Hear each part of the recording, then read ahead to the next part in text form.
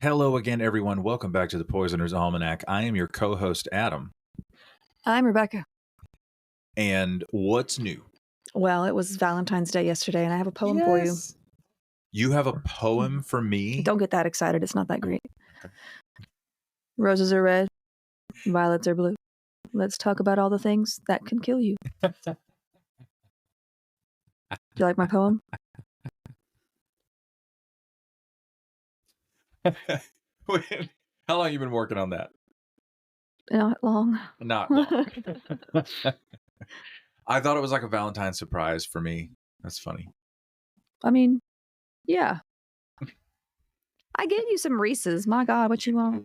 I'm not very romantic. I'm sorry. You gave me those Reese's cups, and then you immediately explained how the version of Reese's cups you bought are more efficient than the heart-shaped ones. Because there's more in there. Right. And like that's not even a real shape of a heart. Mm-hmm. So, and then we're all valid points. Yeah. So you're welcome. You're welcome for that. You're welcome for my pragmatic side. Mm-hmm. Let's see. We're going to a drive-in movie later tonight. Yeah, for a birthday party. For one of our daughter's best friends. You know, I'm kind of excited, though, because Paddington is playing. Is that what we're seeing? Well, there's I think one screen is showing Captain America, whatever, 18. I don't know. And then another Marvel movie. Another Marvel movie. And this is a PSA to anybody at Disney or whoever. They're going to milk it, just like they did with Star Wars. Whoever the gatekeepers are, stop it. We were all out after Avengers Endgame because it was the end game. I don't think I made it that far because I just got I got into it with Thor was my favorite. I like the Thor series. Easily the best. Loved them. It's tough between Guardians of the Galaxy and Thor. Yeah, that one. Yeah, I mean, I liked the first Guardians of the Galaxy. I got kind of bored with the other ones. Well, Taika Waititi, who directed What We Do in the Shadows, yes, was also the director of Thor Ragnarok, which is probably it's hilarious. It might be the yes. There's so many. You either love it or you hate it. That's what I've heard. But I loved it. But yeah, it was But it's just it's too much now. It's like guys, I get tired of the same. Understand? It's like it's so America because they can afford to take a $100 million bath as Disney, and it just doesn't matter. They'll just move on to the next IP that they want to vampire, like Stardew Valley. They make Dreamlight Valley, and it's like okay, yeah, they did. Okay, they did do that. We know what this is. And I like both games, but you know what I mean. You do. You bought it, and you immediately negated your resistance. But I will always go back to Stardew Valley because it's a great game. Listen, it's the OG. It took them a while. They finally came to a Marvel movie where they're like, we should discuss how much damage has been done in trying to save the planet. And it's like, yeah, it's not their fault, but it's like we all think about it every time we leave. I wonder who has to pay to clean all that up. You know what I mean? Like aliens invade. Who pays to clean all this up? They're ruining. Our taxes going up. Do you know what I mean? They're ruining the mystique of an action movie, but whatever. So yeah. But Valentine's Day. Kids' birthdays. Mm-hmm. Yep. Story time. I escaped a religious cult 7 years ago. Without going into too much detail here, let me just say it was an extremely difficult journey. My mental health spiraled downhill, and I thankfully had enough presence of mind to seek out a therapist to work through what was going on with me. My therapist helped give me context to all the wild things I'd walked away from. He was kind, patient, and guided me through what my new normal might look like. I had never had healthy boundaries in my life. Therapy helped show me that as a result of being in a cult or high control group, I had never fully become my own person. It's a shocking thing to learn at the age of 32. I learned how to communicate to the people around me what I was going to do and, more importantly, not do with my time, energy, and resources. BetterHelp is the sponsor of this episode, and they're on a mission to make starting therapy easier. BetterHelp is a platform where therapists and their clients can communicate effectively and get the most out of therapy. There's a journal inside the platform for personal reflection, and there are group sessions on a number of different topics available every day. Starting therapy is easy with BetterHelp. Fill out a questionnaire, and you'll match with a therapist in as little as a couple of days. One of the best features of BetterHelp is that if the first therapist doesn't feel like the right fit, you can easily switch to another one until you find someone you really connect with. They carefully make sure therapists on the platform are well qualified, and their customer support team is there to help if you have any questions. With over 7,000 reviews and a 4.5 rating on Trustpilot, BetterHelp is a platform you can trust. If you're struggling and think you'd benefit from a therapy session, go to betterhelp.com/almanac or choose the Poisoner's Almanac during sign up and get 10% off your first month of therapy. All right, folks, be sure to be sure to follow us on the platform that you're listening on. Thank you in advance for leaving 5-star reviews. There's a whole boatload of 5-star reviews on Spotify now. Thank you guys so much. And on the other platforms. Thank you. Follow us on socials. Specifically, there's links in the show notes, specifically the podcast Instagram.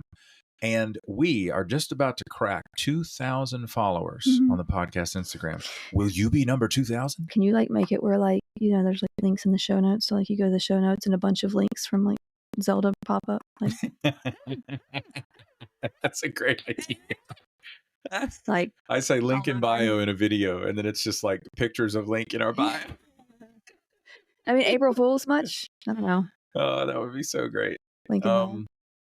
Yeah, follow the podcast Instagram. Oh, if you're listening on your phone, screenshot from your phone and then post it to your socials and tag us in it. We'd love to share that both ways and, drum up some engagement. You know what I'm saying? As the kids say.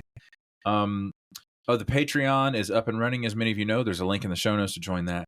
You can join as a free member, but you really want to join as a paid member. It is $1 United States dollar per month. Which includes a couple of perks such as bonus episodes, the option to leave us a voicemail, which you should do. It's a little extra because of the whole right. It's Apple got to get they cut. It's $1.50 because Apple decided they need $1 billion more. Yeah, they got to build another rocket. Did they build a rocket, or was it just Amazon and? I'm losing track. Are they going underwater? Which billionaires are these?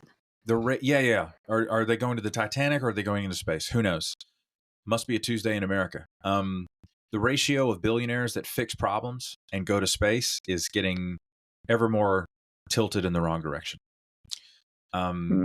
So, bonus episodes. You can leave us a voicemail. We also have merch. Merch is available to everyone. And you get shouted out by name here on the podcast.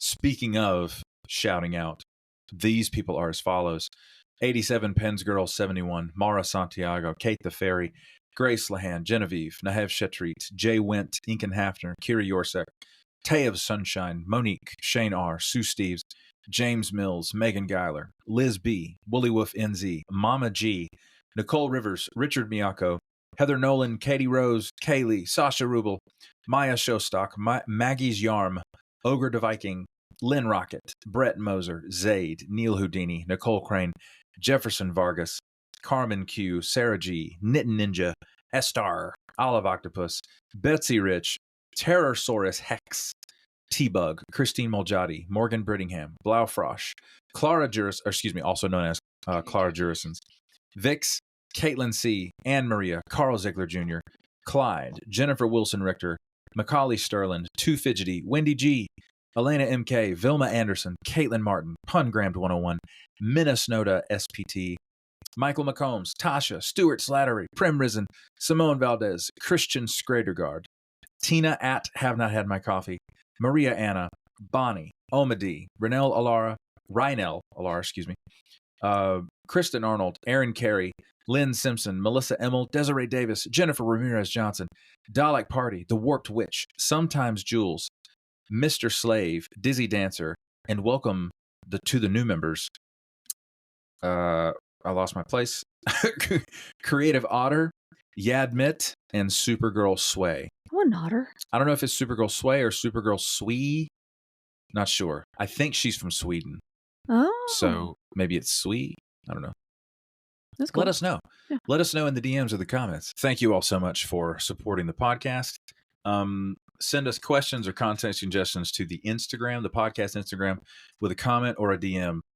And don't forget to leave us a voicemail if you are so inclined. We'd love to hear your wonderful voice and play it on the podcast and respond.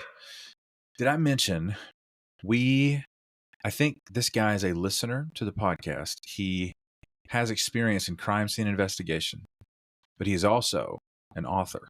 Oh, yeah. And he sent us all 3 books in the series that he has published. I think he's been published through a publishing house. I don't think it's self-published.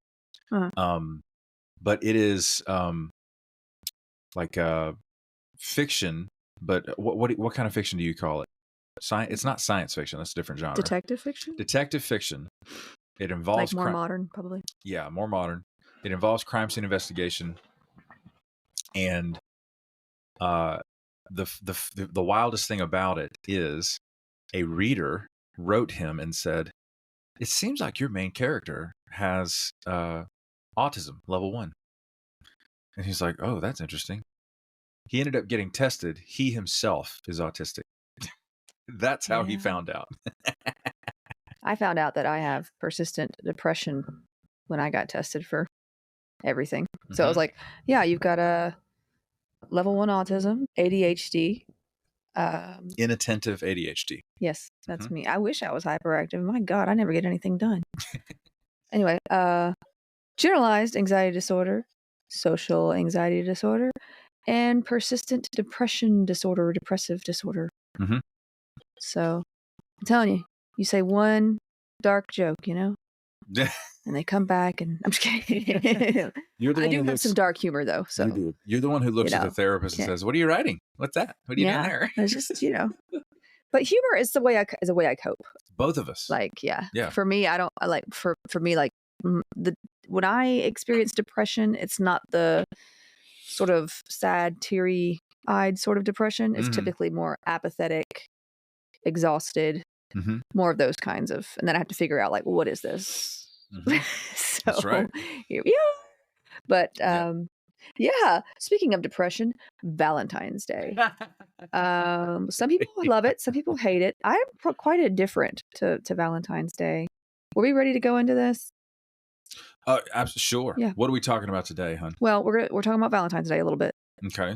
And then we're gonna I don't know, I just kind of stole the show and went with it. So I didn't know if you were finished with your housekeeping, whatever. Your housework. But yeah. I heard the word on the street is you have 17 pages of research for this episode. I do for every episode. Oh, so that's not bonus new. episodes. Yeah, well, Rebecca, my bonus episodes are about the same. It's just no one's here to talk about it with me, and so it is less time. Wow. Yeah. Okay. Well, now I feel like I'm dragging you down. No. Okay. I like that you add. Okay. To it because I like that it's longer and we get to talk about the things. I feel so awkward when it's just me, to be honest. I wouldn't want. I don't want to stop doing this with you. This is like our. Yeah, well, you better. Of course not. No, you're in it now. It's tough. You're not getting out now. This is one of our things. This is one of our things we do. Yeah, and we might do another one, right? With, we love the show Severance, so there's that one. Are we debuting this right now? What if we did a mini series as well? Look, I just got started. My daughter started me on ADHD meds recently, so I might be all, maybe this is just coming a little too soon. But I keep getting messages about doing podcast on neurodivergent and neurotypical, being in a couple. Oh man, it'd be cool if we we could do a mini series sort of deal on that, maybe not maybe as long as this one has gone, but something like a mini series that a limited run. Yeah. I mean, not in place of this, because this is that's my favorite thing to do right here is my poisons and my crazy historical diseases and stuff. Syphilis. Not syphilis. Anyway, that could be cool. It'd be fun. Yeah. So, yeah. But what was I talking about? Valentine's Day. Yep. Yeah, I'm quite indifferent to Valentine's Day. I think it's one of those holidays that's based on guilting consumers into buying junk to prove their affection for others. It's true. This is America. Yeah. I mean, sure, there's like some history behind its traditions. We're actually going to talk about that a little bit. But the whole candy and flowers crap, that's more like modern, and I kind of think it's like made up, if you ask me. I think it's more of a kids' holiday. Like the kids, I like to go to school with their little boxes they make and their little Valentines that they give out to each other, and it's just fun for like kids and stuff. But yeah, it's very consumer driven, I think. Mm-hmm. Now, there were actually, I looked into it, there's actually like 3 saints by the name of Valentine or Valentinus. There's 3 of them? Yeah. Okay. Recognized, at least by the Catholic Church. Mm-hmm. All of them were martyred. So there's that. Red is a color of Valentine's Day. Blood is red, so there we go. Now, one of these is the subject of a legend where the saint was a priest in 3rd century Rome who secretly officiated weddings for those who were in love. Marriage. I say secretly because this was in defiance of Emperor Claudius II, Mm-hmm. who had outlawed marriage because apparently single men made for better soldiers in his view. So yeah. Others believed the holiday is based on Saint Valentine of Tournai, who was a bishop that was also beheaded by Claudius II. I mean, chill, Claude. Jeez. Still others believe the legend of this guy that tried to help Christians escape from this horrible Roman prison. The story goes that while jailed himself, he fell in love with a sailor's daughter who visited him. And before his execution, he wrote her a letter signed "From your Valentine." So there's that. So yeah, they were all like, martyred, killed. So, yep. But here we are buying chocolates and flowers that will die and later smell. I don't like cut flowers. I don't like them. It's for everybody who. I don't like cut flowers. They smell funny, and I like plants. I love plants. But the cut flowers, they're going to die, and then they're going to rot, and they're going to smell. And that's one more thing you got to clean up. Or if you have allergies, it's rough. Yeah, and I can't keep up with all that anyway. You're just a rom-com waiting to happen. I feel like Morticia Addams when she's like in the little garden thing, and she's like cutting the flowers off of the roses. Anyway, yeah. So, there are some who believe the holiday is in February, as it became the replacement for the Roman festival Lupercalia. This was a fertility festival dedicated to the god of agriculture, Faunus, and to the founders of Rome, Romulus and Remus. And if you don't know the story behind Romulus and Remus, definitely look that up. It's interesting. It's about the brothers who were like raised by the she-wolf who started, It's deep Roman lore. Yeah, a lot of stuff in there. Not to be confused with the Romulans. Of Star Trek lore. Yes. I asked somebody, we were at the football game, the big one, the one that everybody likes. Super Bowl, that thing. You mean we were watching it? Yeah, that one. On TV. We weren't there. We didn't have that kind of money. And even if we did, I don't think I'd spend it on tickets for Absolutely not. That's just not me. I liked the halftime show. I thought that was great. It was fantastic.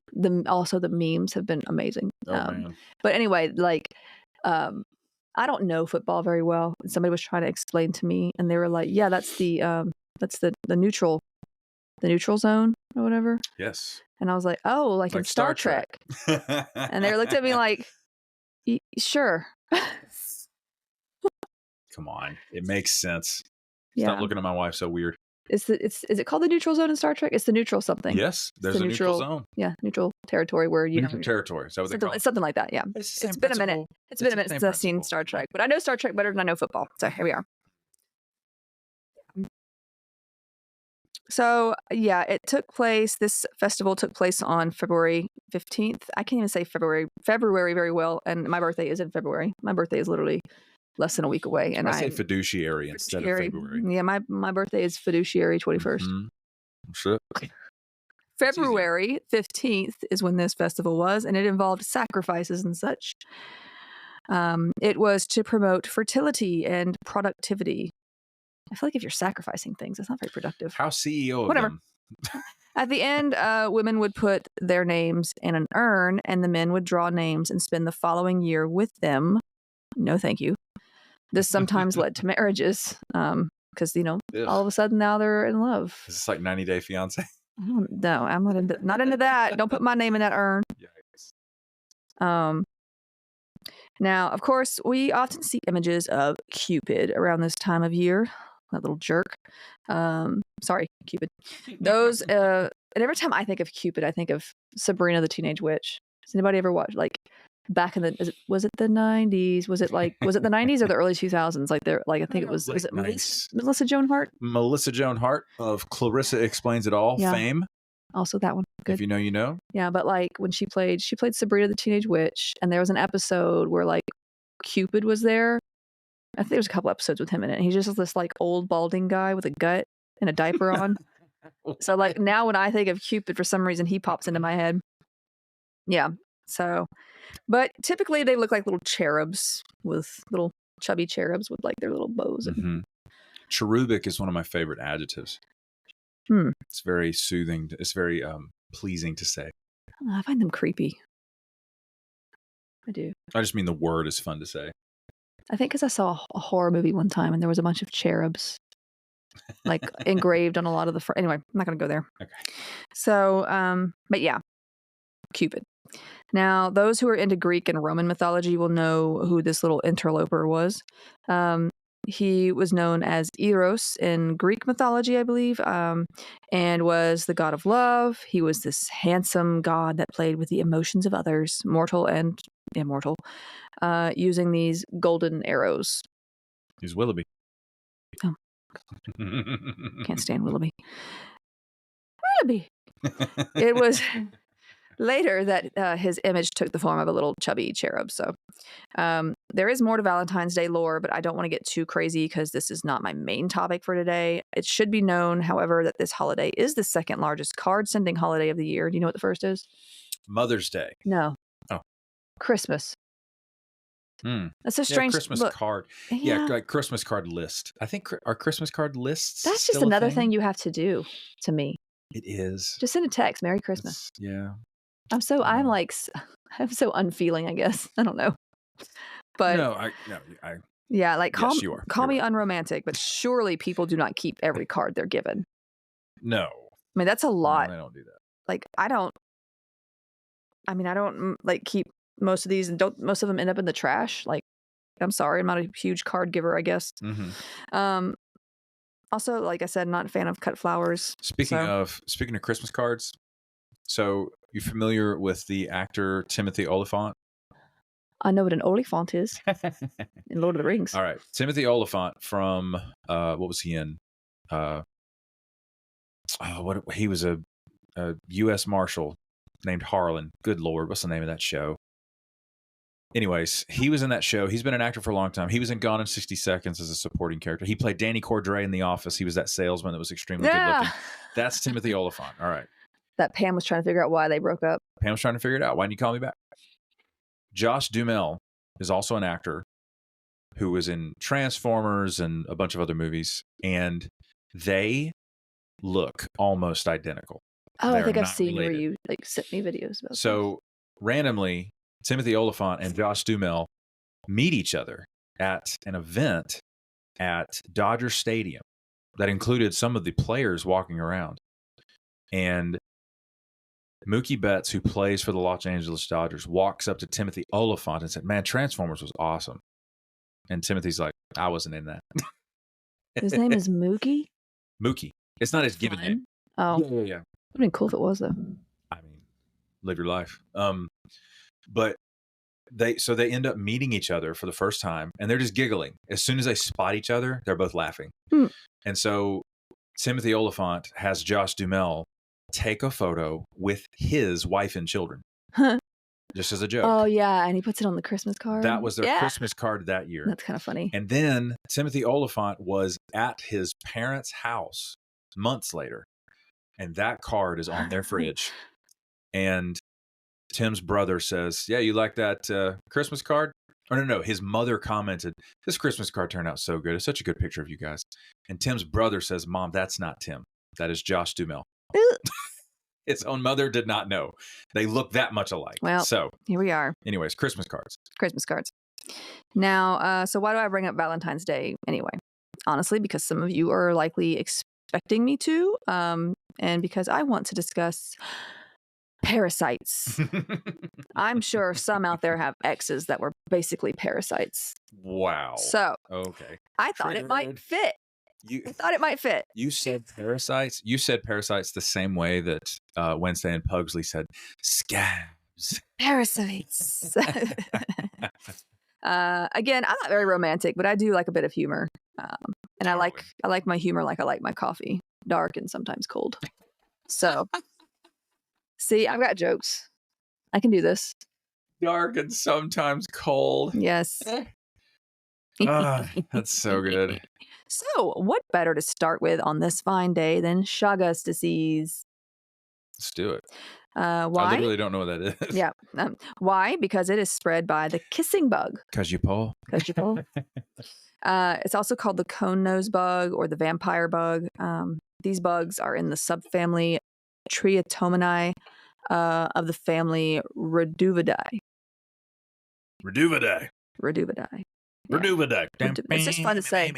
Reduvidae. Reduvidae.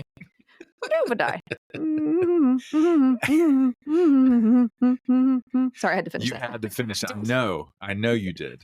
It's compulsive. Now, there are a number of species in this subfamily, with 5 specifically being most important in context to Chagas disease. And it's Chaga, but it's pronounced Chagas disease. Okay. From like anybody I've ever heard it called that. So for those of you coming to me and they're like, it's Chagas. I'm like, no, okay. I've always heard it say Chagas, okay? They may have different markings, but all of them have a similar shape and other features. These bugs do. They look kind of like a stink bug mixed with a bed bug to me. Maybe a little bit of a immediately triggered. Yeah, a little bit of a leaf-footed bug. Do you know what those are? Kind of. Yeah, like the back of them. Anyway. Mm-hmm. So just to give kind of an idea of what they look like, and some of you are like, I don't know what any of those look like. Sorry, just look up kissing bug. But yeah, and it also has wings in its adult stage, so that's fun. So why are they called kissing or vampire bugs?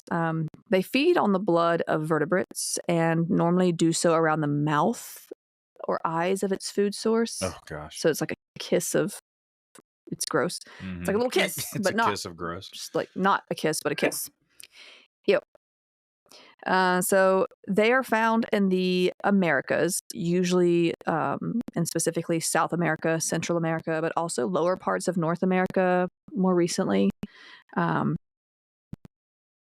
they can be found in infestations in older homes in those areas, but are typically found nesting with other vertebrates such as armadillos, possums, rodents, sloths, bats, and birds. So, yeah. These bugs are not deadly themselves unless you have an allergy to their bites specifically, which could lead to death via anaphylaxis.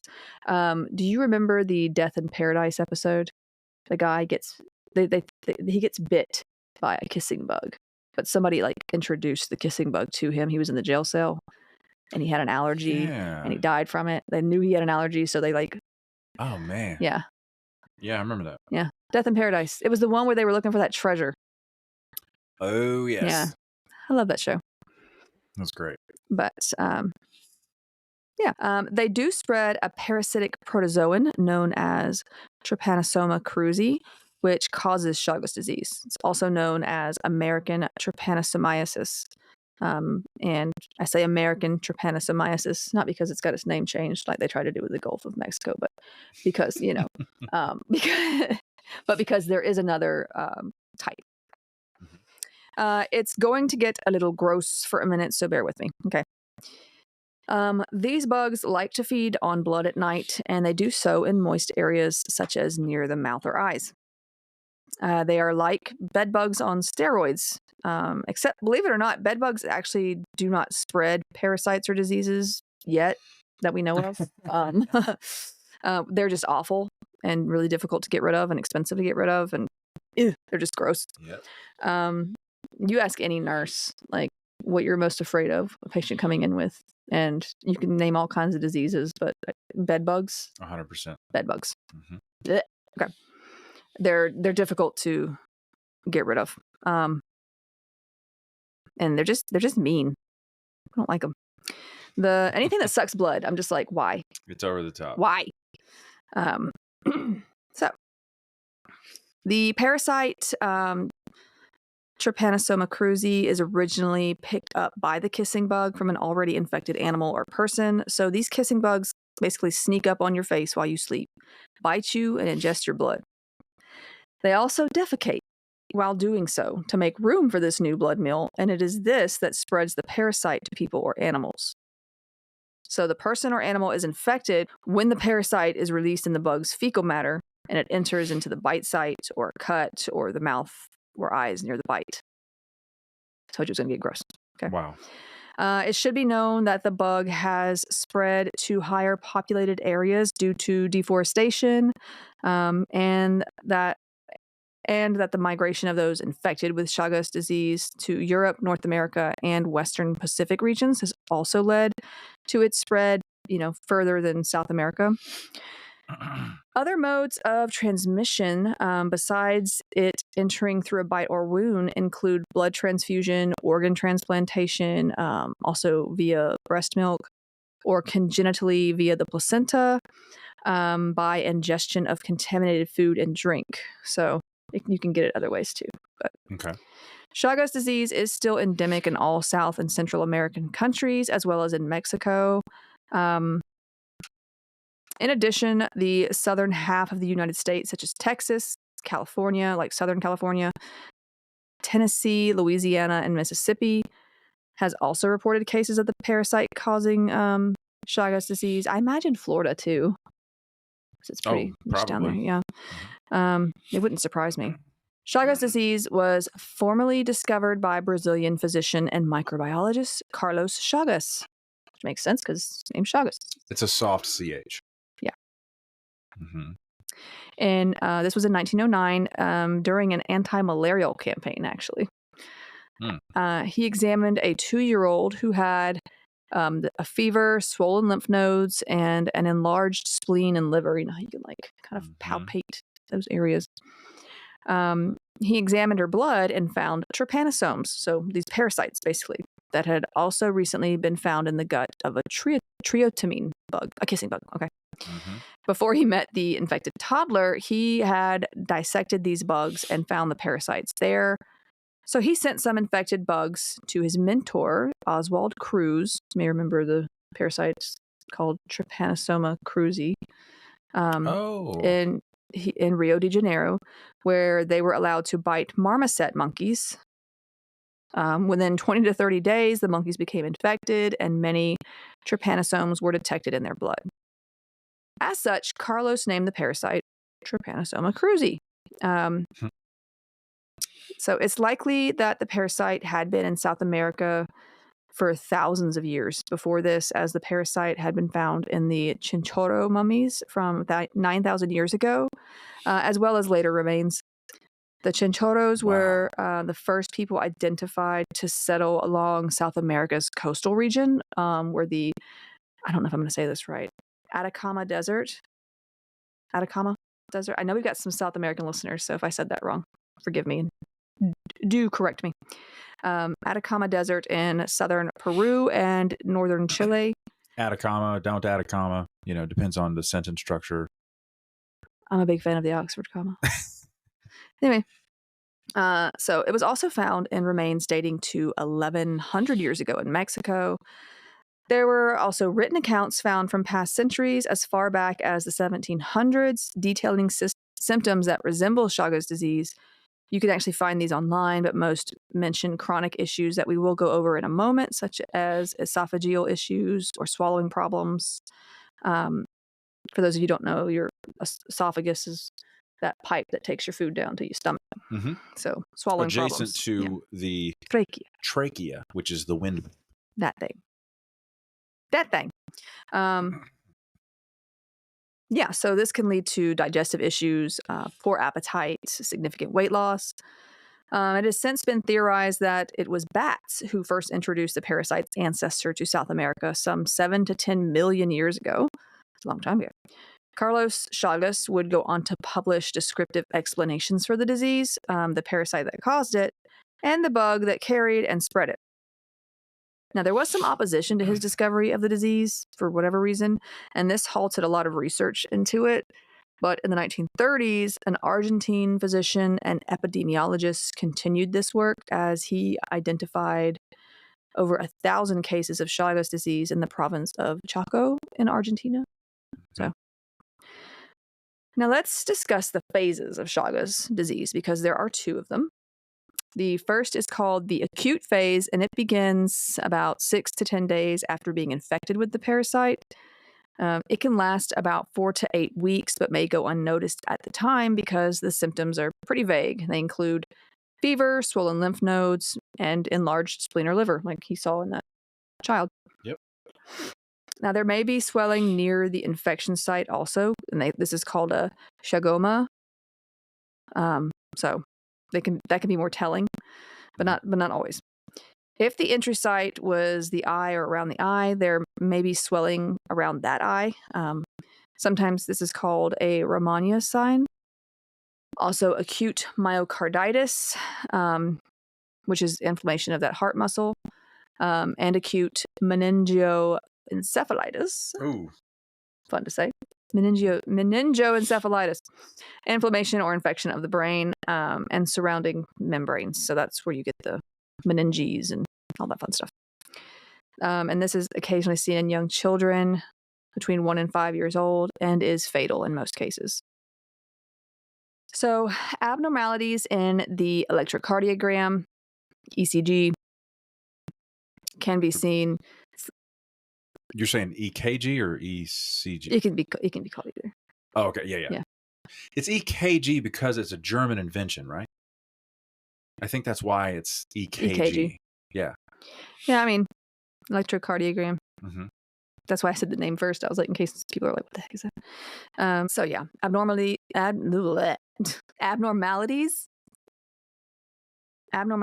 in the electrocardiogram can be seen in about 50% of cases, but this usually disappears later in the course of illness.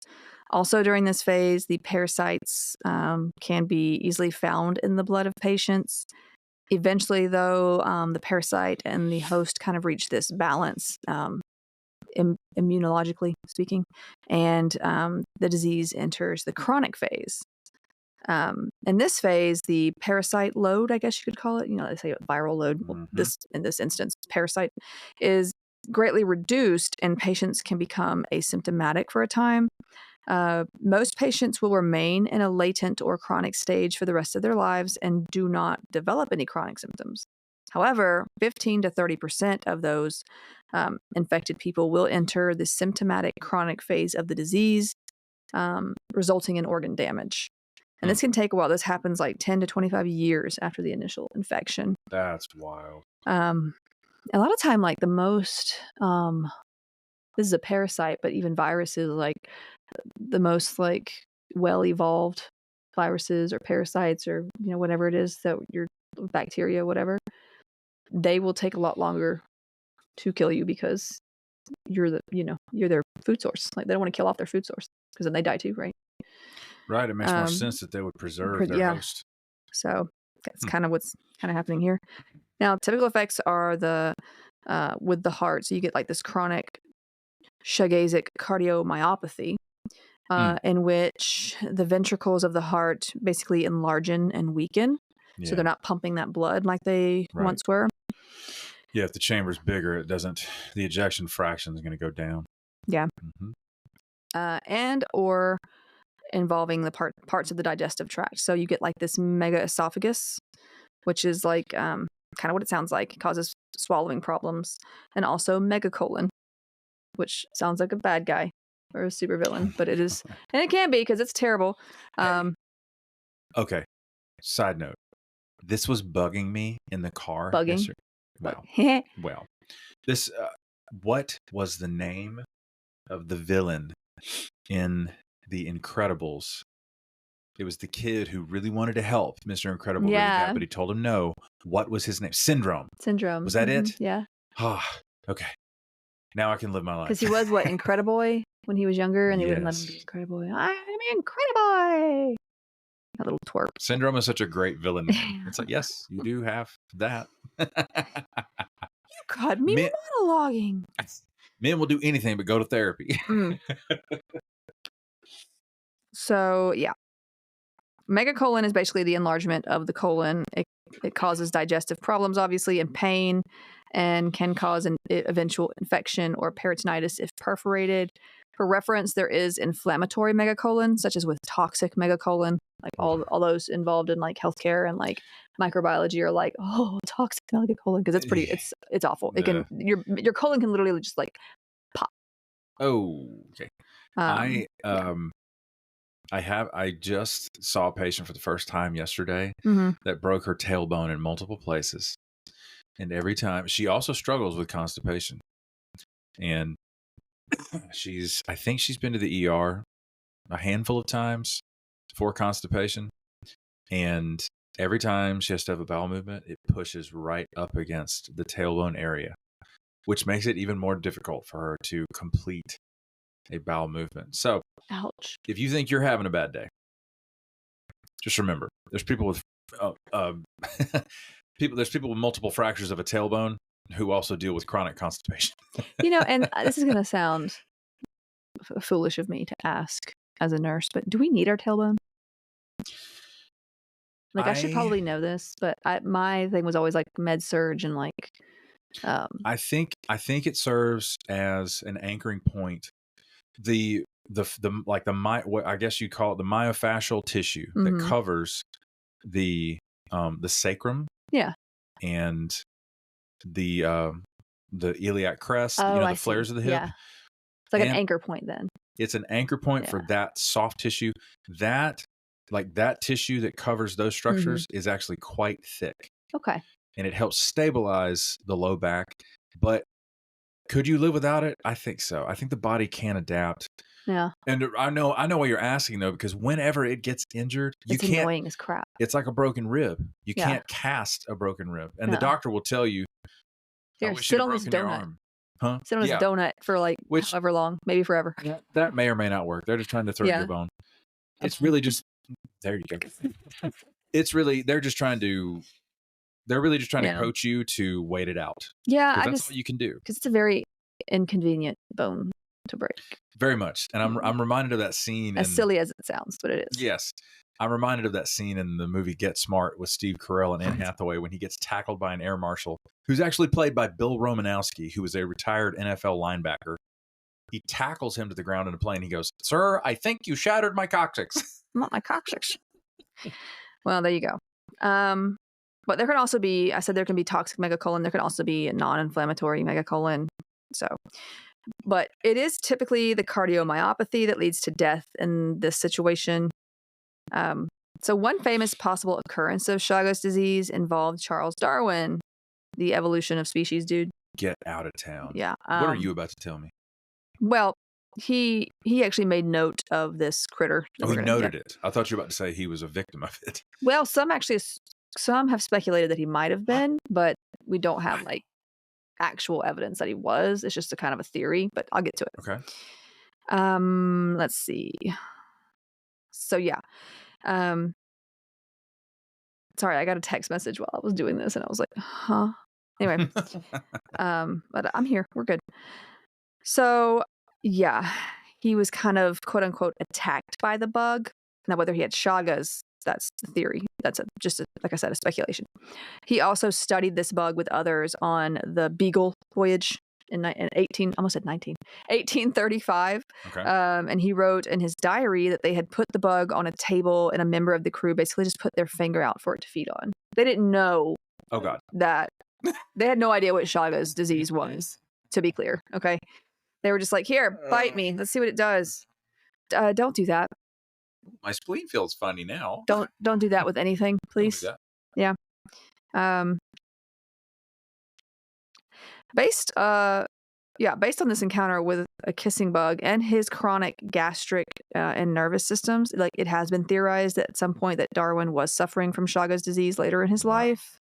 And like he says in his diary, he got attacked by it. So like that was a separate incident than when they were like the other guy put his finger. Yeah, like he's like he mentioned it as being as attacked, I guess, because it like flew into his face. And who knows? He's probably not used to.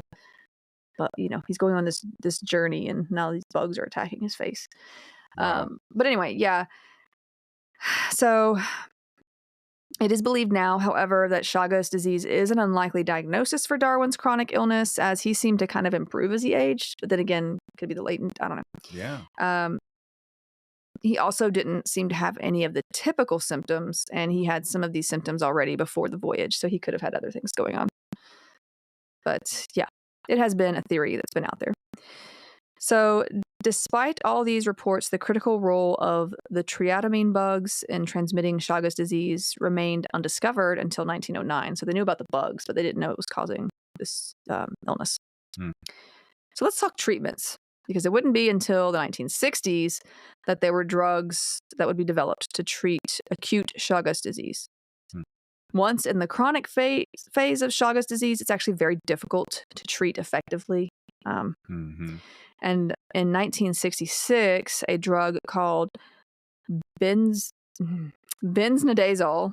There's like 2 N's in here and like 2 Z's. So benznidazole. It must be a benznidazole. Benznidazole. That's more fun to say. Benznidazole. Benznidazole. It must have benzene in the which would be bad. Yeah, well, I don't know. It doesn't say benzene in it. It's got like the Z between 2 N's. Maybe that's a prefix that indicates a particular chemical structure, but not necessarily a benzene ring. Benznidazole. Okay. Benznidazole. Anyway, but yeah, it was developed that in 1966, and it effectively treats Chagas disease in 2-year-olds and up. Another drug, nifurtimox, was developed in 1970 for children between birth and 18 years of age.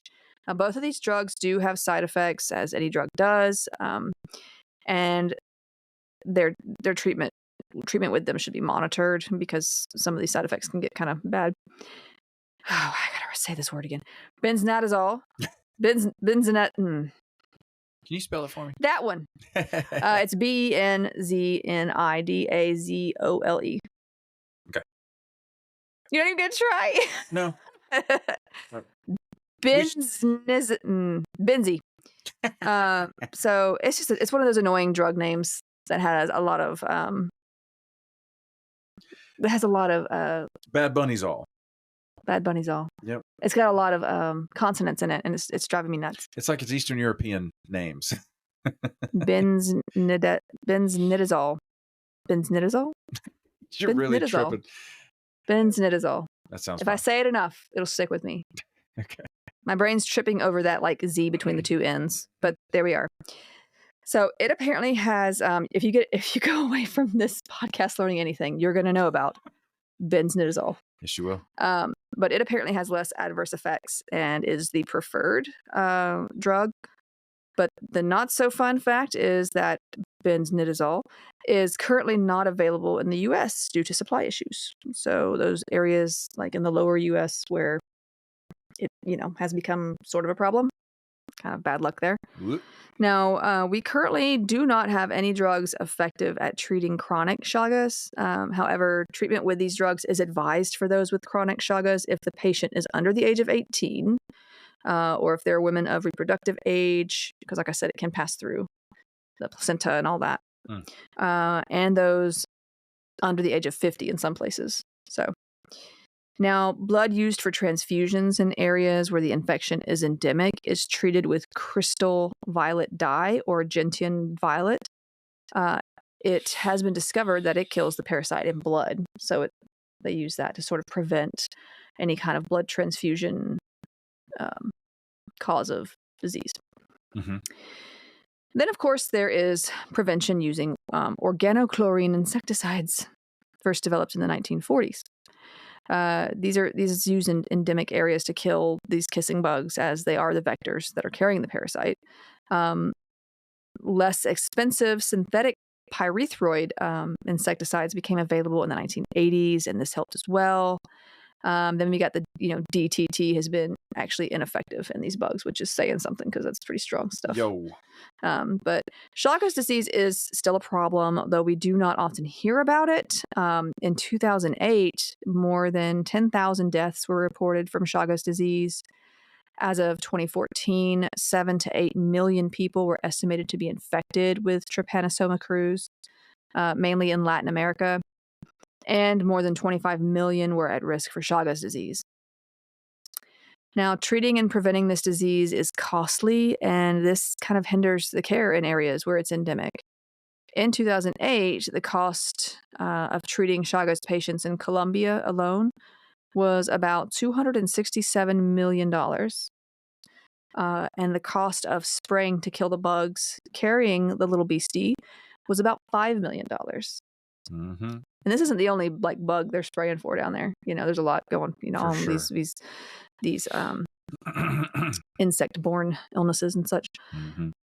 There are some species that have also become immune to these insecticides, though it's not currently a major issue yet.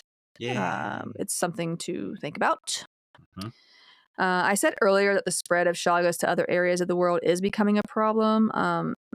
As of 2014, the total estimated number of Chagas patients outside Latin America is more than 400,000, with the USA being the most affected country, accounting for 3/4 of all cases.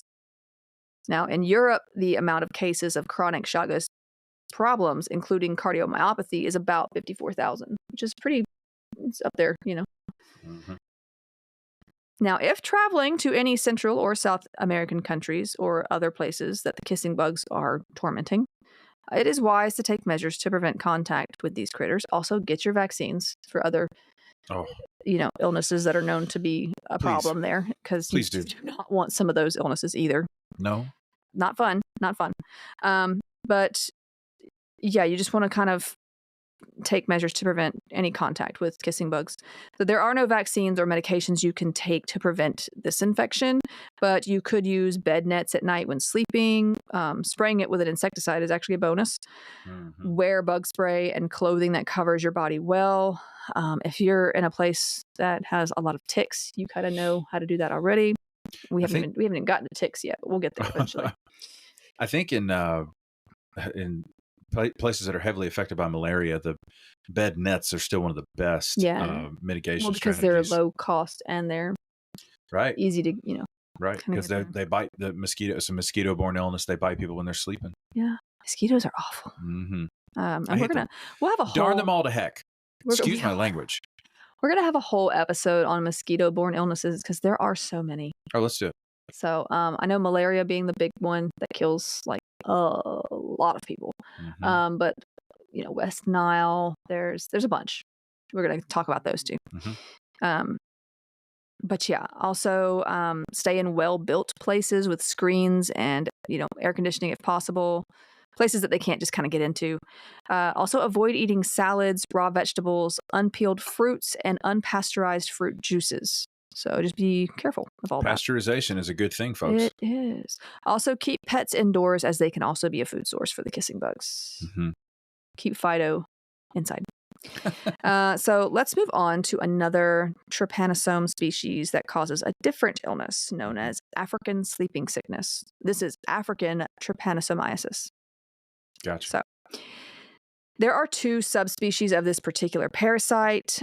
West African sleeping sickness, seen in West and Central Africa, is caused by Trypanosoma brucei gambians. And Eastern African sleeping sickness, as seen in East and Southern parts of Africa, is caused by Trypanosoma brucei Trypanosoma brucei rhodesiensis.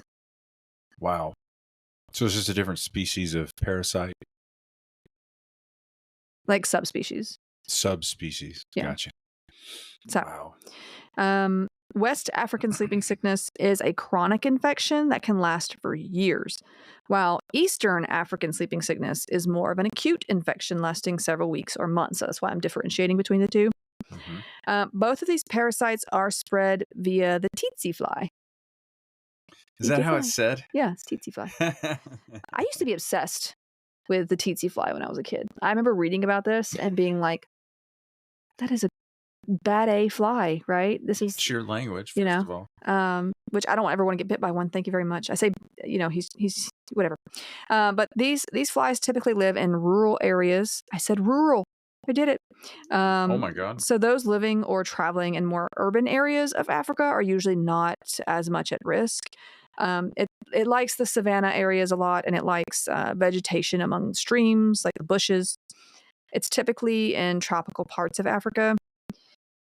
Now, areas at greatest risk include Angola, Central African Republic, Chad, the Congo, the Democratic Republic of Congo, Malawi, Tanzania, Sudan, Uganda, and Zambia. So unlike the kissing bug, the tsetse fly spreads the parasite through its mouth parts when it bites. Chomp, chomp, chomp. And from what I have read, you will know if you're bitten by a tsetse fly because it is painful. Wow.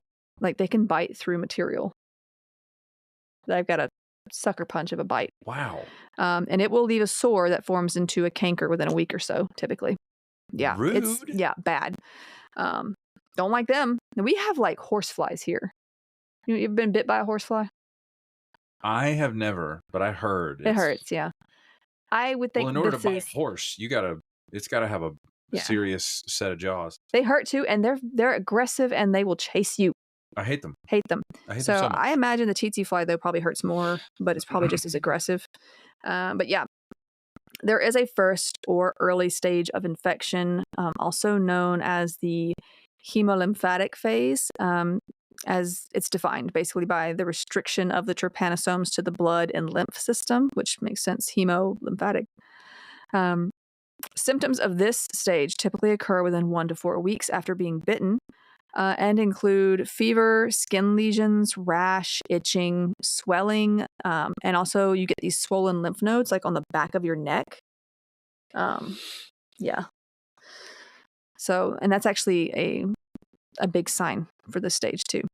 Okay. Now, during the late or neurological stage, this is basically when there's parasites in your cerebrospinal fluid, and the infection can progress to meningoencephalitis. As we said earlier, it's basically the infection of the brain and surrounding membranes. The meninges are nothing to fool around with. Yeah, not cool. You'll have worsening symptoms such as headache, weight loss, personality changes, loss of concentration, confusion, slurred speech, seizures, coordination problems, sleeping for long periods during the day. I literally read that and I was like, oh my God, do I have sleeping symptoms? No. I just have a faulty thyroid. Anyway, and also coma. So also there was a coma. There's a coma. If left untreated, death will occur within several weeks or months for the acute infection, or within years if it's a chronic infection. So there's two different kinds. The mortality rate for untreated sleeping sickness is close to 100%. So it's yikes. It's not playing around. There is also an African animal trypanosomiasis caused by similar parasites, such as Trypanosoma brucei. So other like subspecies and species, Trypanosoma congolens, and Trypanosoma vivax. This is also called Nagana, and it causes fever, listlessness, emaciation, hair loss, discharge from the eyes, edema, anemia, and paralysis in domestic animals. It can affect wild animals as well, but they have usually sort of evolved to where it's only a mild infection for them. And that's pretty much because like wild animals have been around longer than domesticated ones have been bred. You know what I mean? So they've had time to sort of adapt and evolve with that. So yeah, it can cause illness in domestic animals or livestock, anything like that. Now, the name Nagana comes from the Zulu word itself, Nagana, which means powerless or useless, because the disease basically progresses and the animals become unable to work because they've gotten very That's ill. about right. Now, these trypanosomes have been around for millions of years, becoming gut parasites for insects for a long time. The tsetse fly likely emerged around 35 million years ago, and since then they have been infecting mammals with these parasites.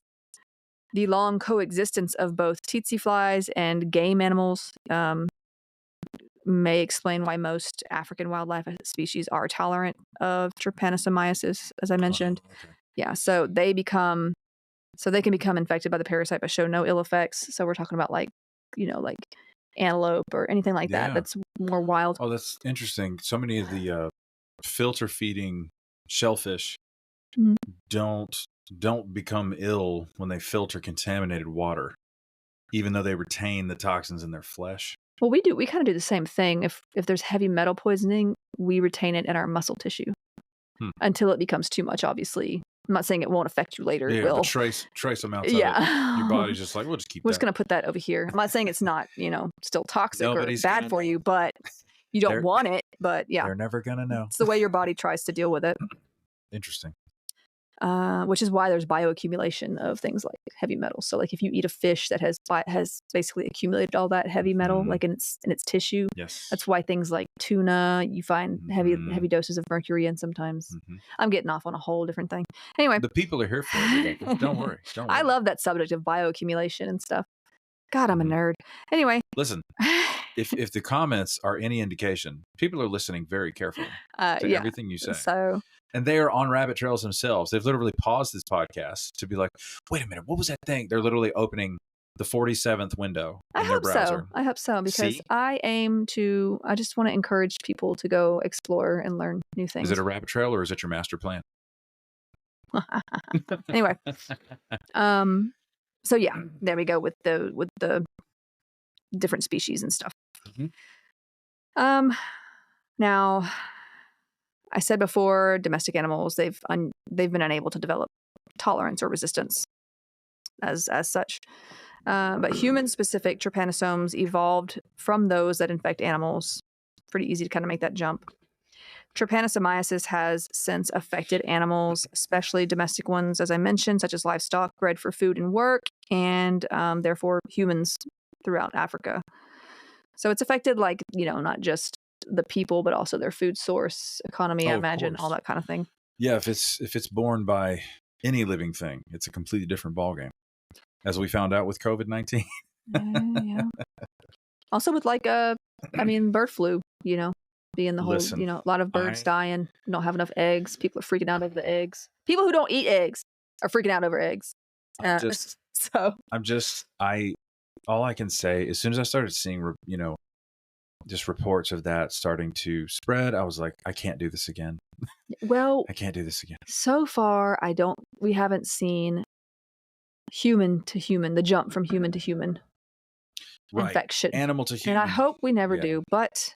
Oh, I really don't want to. But here we are. We'll revisit that next year on this podcast. Right.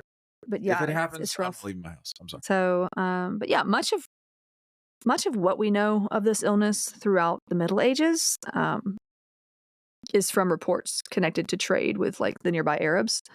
One of the first historical records on human trypanosomiasis is by the famous Arabian geographer Abu Abdallah Yaqut. During his journey into Africa, he found this underground village of sorts whose inhabitants and even their dogs were just skin and bones and asleep. So it's like what? Sort of, describing these symptoms of what we now know as sleeping sickness. What does underground mean in that? Underground village, like I guess like it's kind of underground or like in a cavern. I don't know. Here we are. That's what he said. Okay. It means underground. It means underground. That's what he said. So, a first case report of sleeping sickness actually comes from the Arabian historian Ibn Khaldun. In his historical work, he reported that a fellow countryman told him about the death of the Sultan Marijata. I'm guessing I could not find a pronunciation for that particular name, so Marijata is what I'm going with. He was the emperor of Mali who died of an illness which, according to the description, fits with human trypanosomiasis. And his words, this is what he said. He told me that Jata had been smitten by the sleeping illness, a disease which frequently afflicts the inhabitants of that climate, especially the chieftains who are habitually affected by sleep. Those afflicted are virtually never awake or alert. The sickness harms the patient and continues until he perishes. Mm-hmm. He said that the illness persisted in Jata's humor for a duration of 2 years, after which he died in the year, they say 775 a.m., which for us would have been 1373 or 74 in the calendar that we know. It's like their calendar was a little bit different. Yeah, like it's, okay. Yeah. Gotcha. They had a different sort of calendar they were working with. Mm-hmm. So later, the history of this disease became linked to the slave trade. Ship doctors and medical officers for the slave trade companies were made to figure out what was causing the death of so many slaves. In 1734, John Atkins, who was an English naval surgeon, published the first accurate medical report on African sleeping sickness, but it was mainly concerning the late stages. In 1803, English physician Thomas Winterbottom, which is a fun name to say. I love that so much. Winterbottom. Published a report making reference to the swollen lymph nodes at the back of the neck as an earlier part of the disease. So, like, you're getting more descriptive sort of. Can he just go sledding details on his backside anytime he wants? You know, Winterbottom. I don't know. What about his coccyx? You know, might break it. He also mentioned that this symptom was Is it a coccycle? We are silly gooses today. I'm going straight to hell. Anyway, so yeah, he also mentioned that this symptom was known long ago by Arabian slave traders who refrained from buying slaves with this sign, as they would likely perish. Also, slavery is bad. Just to be clear, not just cool. to check in with everybody. Not Don't cool. do that. Don't do that. It wasn't until 1852 that Scottish missionary and explorer David Livingstone Dr. Livingstone, suggested that the disease striking down animals was spread by the tsetse fly. Later, and maybe the tsetse fly is so angry because it's called the tsetse fly. You know, it's not teensy. It's tsetse. It's not. I'm not saying teensy like he's tiny. It's tsetse. For those who want to look it up, it's TSE. Tsetse. Yeah, I'm thinking of Dennis Leary's character in A Bug's Life, the angry ladybug. Yeah. Anyway, but yeah. So later in 1895, Scottish pathologist and microbiologist David Bruce, where I think that's where we get the subspecies or the species name Brucei. He discovered the parasite Trypanosoma brucei as the cause of the infection in cattle. These parasites in human blood were first discovered in 1901 by British Colonel Surgeon Robert Michael Ford. I know I'm giving out a lot of names. I'm just kind of going through the history. No, because there's a lot that went on around this time. Mm-hmm. He was examining a steamboat captain in the Gambia. Is it the Gambia? I think it's Gambia. And thought he had discovered little worms. He didn't know what they were. A few months later, English physician Joseph Everett Dutton identified them as trypanosomes. So this one in particular would be named Trypanosoma brucei gambiense. In the same year, 1901, the Italian physician and pathologist Aldo Castellani found trypanosomes in the cerebrospinal fluid of sleeping sickness patients and suggested that they did in fact cause sleeping sickness. I'm like trying to figure out how he got CSF back in 1901. Is he sticking a needle back in there? Is it sterile? I'm hoping. Yikes. Anyway, unless they're getting it after they die. Anyway, Okay. Moving on. Morbid either way. Yeah. So 1 year later, David Bruce, who I mentioned a few minutes ago, provided conclusive evidence that sleeping sickness is transmitted by tsetse flies. German military surgeon Friedrich Karl Klein showed the cyclical transmission of Trypanosoma brucei in tsetse flies in 1909. Basically, that they're biting, they're infecting, and then biting and getting reinfected and infecting again. It's like a cycle of, parasite stuff. The two other animal pathogenic trypanosome species, Trypanosoma congolens and Trypanosoma vivax, were discovered in 1904 and 1905 by the Belgian physician Alphonse Broden and the German naval doctor Hans Zeimann, respectively. So we've got a lot of discovery being made here about the different species. Now, the second human pathogenic trypanosome species, Trypanosoma rhodesiensis, which is now Trypanosoma brucei rhodesiensis because it's a subspecies, anyway, was eventually recovered in 1910 by parasitologists John William Watson Stevens. That's a long freaking name. And Harold. That's pretentious. Come on. You're John Stevens. Get over it. Jesus. And Harold Benjamin Fantham. There were a series of sleeping sickness epidemics in the late 19th and early 20th centuries. The first one began in 1896, and it lasted until 1906. And it affected mainly Uganda and the Congo. It was a devastating epidemic, as 300,000 people were estimated to have died in the Busoga Focus, which is in the southeastern Uganda, I believe, and 500,000 people were estimated to have died in the Congo Basin. It's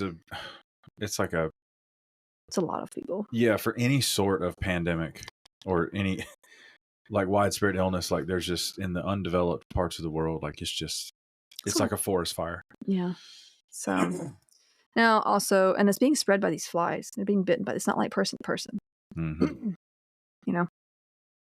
So, of course, the fly can bite a person who's been infected and then fight someone who's not and spread it that way. But yeah.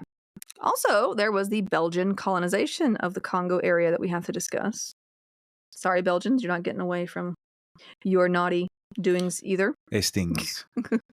The Belgian colonization of Africa primarily focused on the Congo region, which was controlled by King Leopold II as his personal property, known as the Congo Free State, from 1885 until 1908. Oh, man. I just find it so hysterical that there are parts of Africa that speak European languages because of colonialism. Yeah. That's so funny to me. When I was taking French in high school, I noticed like we would see African countries, like names from there, and like it's a French we would name. watch videos and stuff, and I'm like Johannesburg. Yeah, and then you realize Africa? like really, you realize you're is like that what they wanted to call it?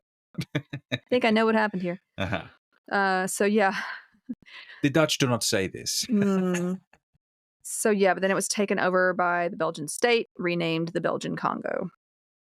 Cool. Yeah. So there was a brutal exploitation of the local peoples for rubber and ivory. What? Yeah. This led to widespread death and mutilation as there was forced labor. The colony gained independence in 1960. That's really not that long ago, to be honest, as the Democratic Republic of Congo.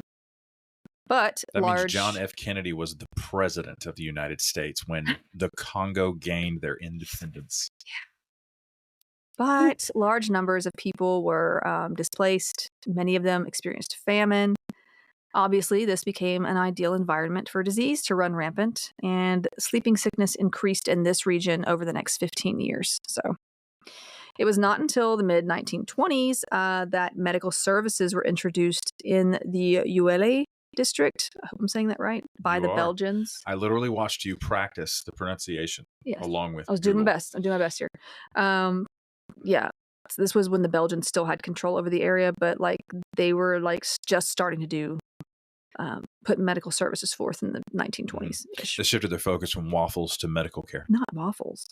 Maybe they're medical waffles. Yeah, there's an idea. I'm telling you. But 5 years later, the epidemic was under control, and the Belgian authorities, they claimed, that it was the medical interventions that they had provided. But honestly, improvements in nutrition and hygiene are likely to have had as much to do with the decline of sleeping sickness as those medical interventions. As for treatment options that became available over time, the French physician Charles Louis Alphonse. Is that how you say it? Alphonse. I know we have at least one French listener, so if I said that wrong, feel free to. Oh, I forgot his last name. Laveran. Oh. I'm sorry if I said that wrong. Laveran. Also, the French Laveran. Laveran. Carol Baskin. Killed her husband, whacked him, and convinced me that it didn't happen. She fed him to tigers, they snacked him. Carol Baskin. Carol Baskin. Look, I told you I have to finish the song if we start it, so I'm sorry. Do any of our listeners remember 2020 when the only cool thing we had going on was Tiger King on Netflix? So yeah, this guy, Laveran, and the French biologist Felix Mesnil were the first to report in 1902 that sodium arsenite, what does that sound like, was effective in infected laboratory animals at treating sleeping sickness. Well, yeah. And there have been other arsenic related drugs. We talked about some with, I think, syphilis too. So, if it can kill you, it can kill a parasite. So, if you can dodge a wrench, you can dodge a ball. Yeah. But in 1904, a paper was published by the Canadian doctor Harold Wolferston Thomas and the Austrian doctor and zoologist Anton Breinel, informing that the arsenical drug atoxyl could cure experimentally infected animals. It was thought to be better than any other arsenical compound tested so far and relatively atoxic, hence the name atoxyl. So, okay.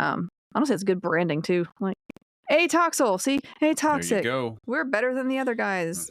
It's like Beano. Okay. Gas X. God. Simple, you know? Yep, straight to the point. I know what that's for. However, the German physician Robert Koch, as we have already described, or talked about many times, he began investigating the trypanocidal activity of atoxyl on sleeping sickness patients on the Tsetse Islands located in the northwest of Lake Victoria, and unfortunately, he found that the drug was not so non-toxic. No way. So, not cool. Plot twist. Arsenic was harming patients? Not atoxic at all. Of 1,622 atoxyl-treated patients, Koch observed 22 cases of atrophy of the optic nerve with complete blindness. Oh, dear. So that's not a cool side effect. Well, the good thing is you can't sue. Now, Paul Ehrlich, we've mentioned him before as well. He was the one who created the drug salvarsan, which we've discussed a few times, including on the last episode with syphilis. Yeah. He got involved, but it was actually his former assistant, Wilhelm Röhl, who developed the first effective drug to safely treat sleeping sickness in 1916. With the help of a small team of chemists and the German chemical and pharmaceutical company, Bayer. Get out of town. Bayer. Okay. The compound, then known as Bayer 205, 626, was later named Suramin, and it's actually still in use in the therapy of early stage East African sleeping sickness cases. The year before this, the American chemist Walter A. Jacobs and the American immunologist Michael Heidelberger discovered the arsenic-based trypanosamide. We are sticking with the arsenic. This was the first drug to treat late-stage sleeping sickness alone or in combination with Suramin, and was also used in the treatment of animal trypanosomiasis. Both drugs helped to fight the second major sleeping sickness epidemic, which began in a number of African countries in 1920, and it died down, no pun intended, by the late 1940s. There's been efforts to deploy mobile teams to help with diagnosis and treatment and pest control using like traps and brush clearing because they love that, those bushes and stuff. but also with hunting of game that might be infected with it so that they can't bite them and then spread it. So, that's not yeah, a nice. it doesn't A seem lot of very other confounding variables if you just want to Yeah. kill animals. Yeah, it's kind of weird. lots of endangered species in Africa. Also, like if you're hunting, like they're not people getting to eat this if they're infected, probably not. But like I don't know, it just seems like a waste to I me. mean, if the governments want to contract hunters to come and kill the animals but not harvest any meat, It doesn't then seem like a great idea, but maybe I'm missing some details that I don't know. You know, but the other stuff helped cases to decline over the years. Now, a third drug for treatment of the early stages of Western sleeping sickness, pentamidine, was developed by the English chemist Arthur James Ewins in 1937. Then we've got DDT, which started being used in 1949 to control the tsetse fly population. Mm-hmm.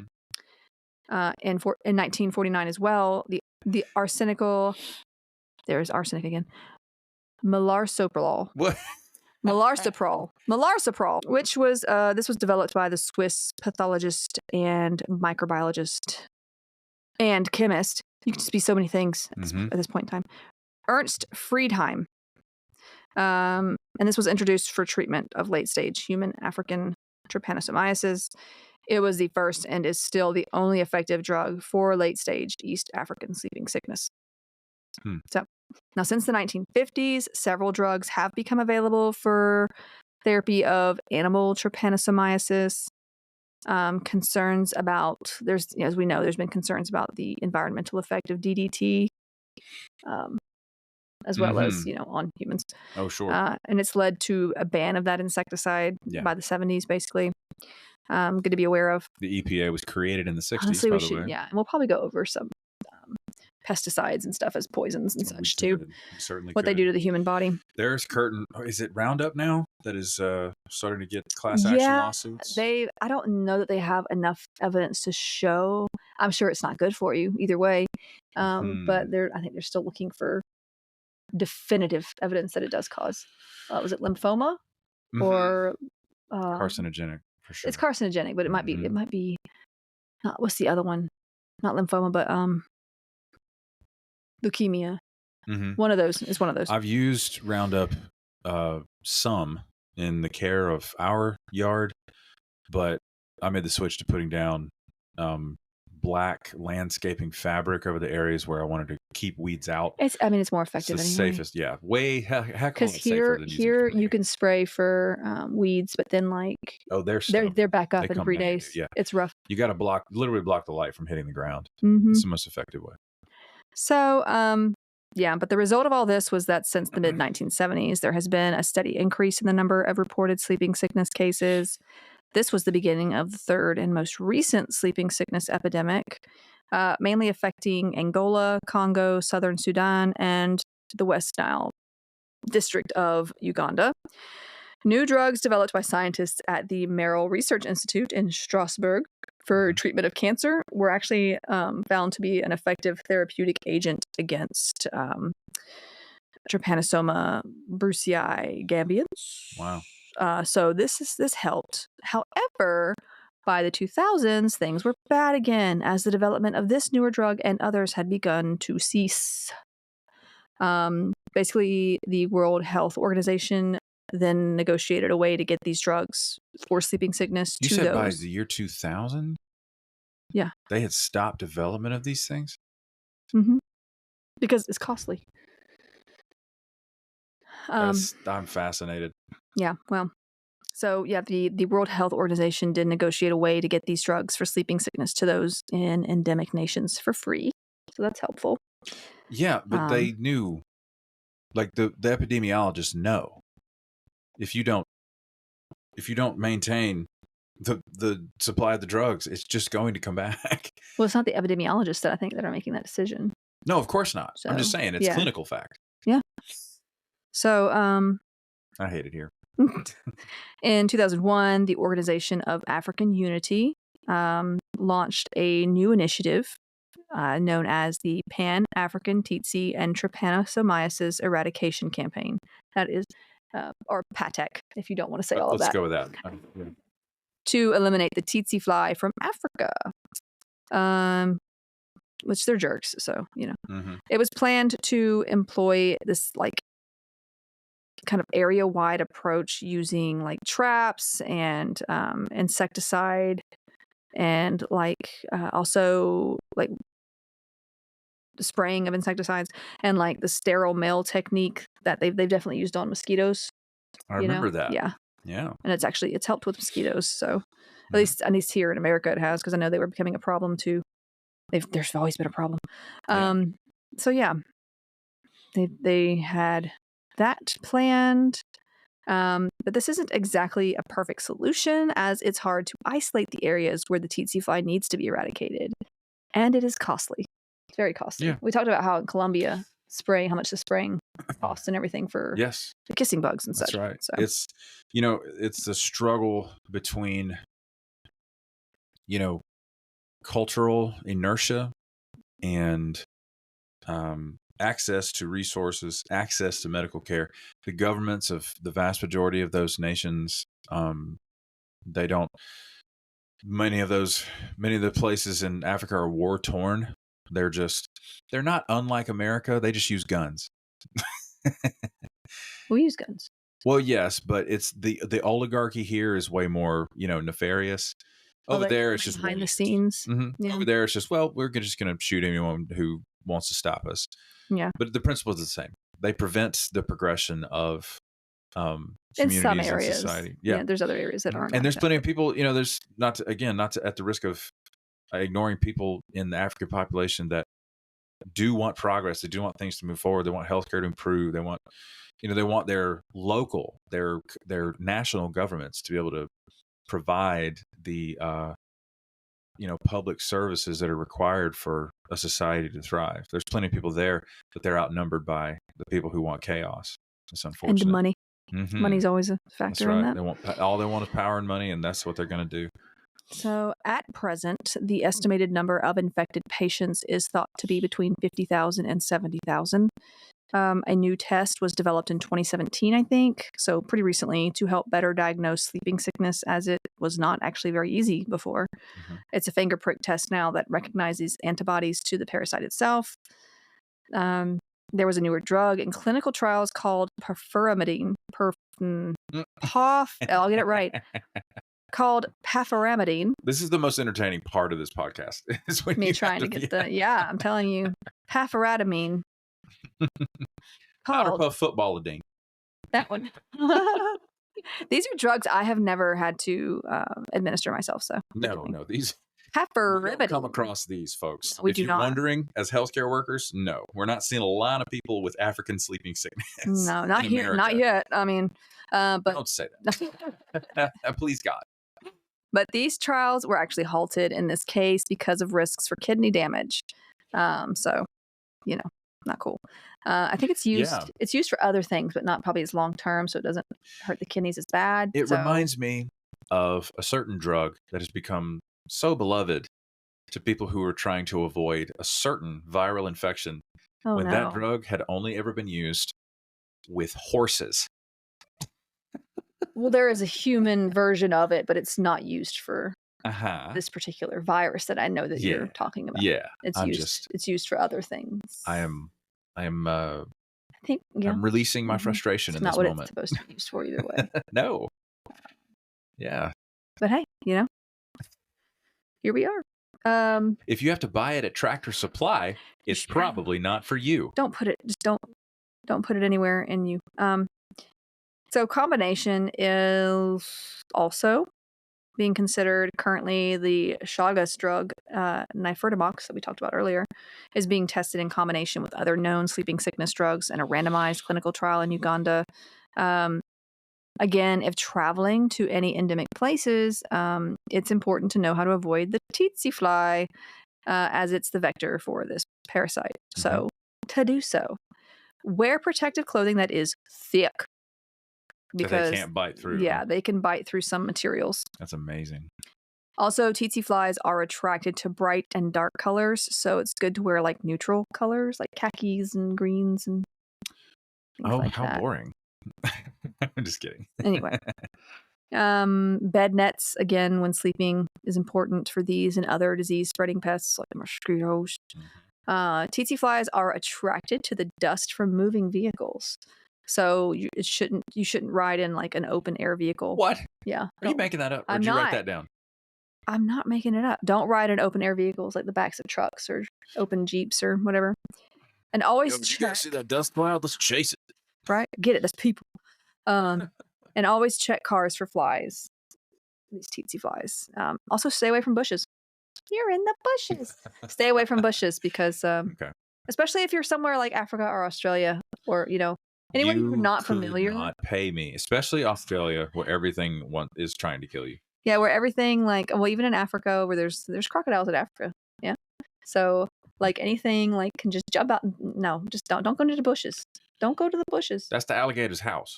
Yeah, especially if there's a water source. Just don't go over there. I want to see what's in them bushes. Don't do that. Have you ever seen that scene from it's a James Bond film where James Bond runs across a group of alligators that are laying in shallow water, and he runs across their backs to get to the other side? That sounds like something you have to do in a Lion King video game. It's real. This is a stunt man did this, and I saw the raw footage where he falls several times. James Bond, not Bond. Indiana Jones. No, ma'am. It's James Bond. James Bond. He walks across the backs of several alligators multiple times until they finally get the take where he makes it across. But he falls in the water multiple times. He falls on the gators. He should be dead, but he did it. He eventually got the take. I'm actually not fond of the James Bond series, which I know people are probably going to hate you for. Some people. James not fond. Only because I guess it's just not my genre of what I like so much, like spy stuff. I do, however, love Indiana Jones. When I was a kid, I wanted to be Indiana Jones. When somebody asked me, "What do you want to be when you grow up?" It was, I want to be Indiana Jones. Indiana Jones is timeless. Whatever that meant. even with the absolute missteps of the most recent 2 movies. Yeah, I'm talking about like the original, back in the day. It was magic. Yeah, the old school Steven Spielberg mega hits are they're timeless. And I also played like Pitfall on Nintendo. And I wanted to be like this adventurer. Of course, I'm terrified of heights and other things, so it wouldn't work out. The sun. So, but here we are. But that's what I have for you for Parasites on this lovely Valentine's weekend. So all right. Stay away from parasites, human or otherwise. La la la la love. Makes the world go round. That's from Powerpuff Girls.